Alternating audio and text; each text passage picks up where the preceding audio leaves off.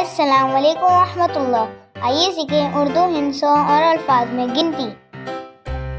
ایک، الف یہ کاف ایک، دو، دال واو دو، تین، تے یہ نون تین، چار، تے الف رے چار، پانچ، تے الف نون چے پانچ، چھ، چھ دو چشمی ہے چھ، سات، سین الف تے سات، آٹھ، الف مدہ تے دو چشمی ہے آٹھ، نو، نون واو نو، دس، دال سین دس۔ اب سنتے ہیں آج کی اچھی بات۔ قرآن پاک میں نام بگاڑنے والوں کی سخت مذمت آئی ہے، تو ہمیں کسی کا نام ہرگز نہیں بگاڑنا چاہیے۔